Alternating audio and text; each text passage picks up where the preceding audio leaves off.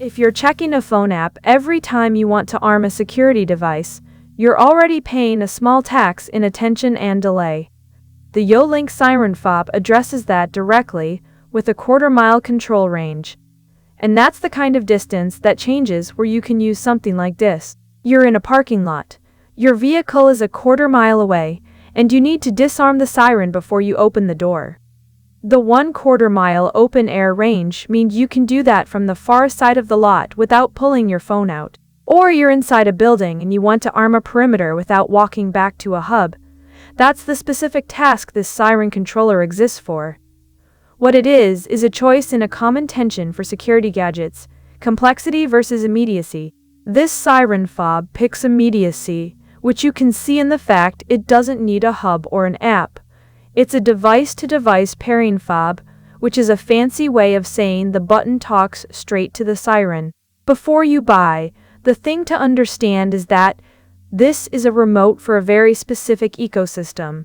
It's for YoLink sirens and sensors, not a universal gadget. The quarter-mile range is a stated spec, and the consequence is you can control things from outside Bluetooth distance, which is useful for outbuildings or vehicles. You can pair up to 128 devices to one SirenFob button, which means you could theoretically arm a whole network of sensors and sirens with a single press. The listing mentions a simple pairing process that takes less than a minute, a claim so common it's basically the price of entry for any wireless device now. The disarm button is there to prevent accidental siren activation, a practical touch for the kind of person who's been startled by their own security system before. You create your own security system by pairing sensors to a siren and then pairing that siren to the fob. It's a modular approach, which is good if you're building something piece by piece. Now, the honest trade-off. This is a YoLink Control D2D device, which means it only works with other YoLink products that support this specific pairing. That's who it's for, someone already in, or planning to fully commit to, the YoLink ecosystem. Who should skip it? Anyone looking for a standalone remote that works with gear from other brands. The ceiling here is the brand's own walled garden. If you outgrow it, you're moving to a system with broader compatibility, not a more expensive fob. This channel just looks at one product at a time, properly. What the listing shows is interesting.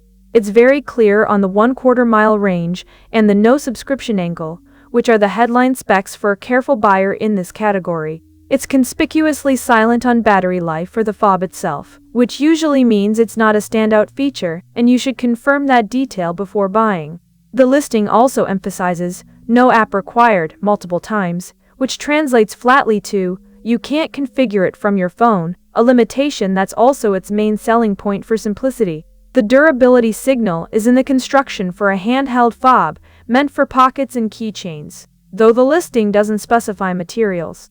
The cost of replacement math shifts when you consider buying a cheap, incompatible remote repeatedly versus getting the one that actually works with your existing sirens. The real question isn't affording this once, but affording the wrong option again and again. The link is in the description, so you can check what it is sitting at right now and decide if the time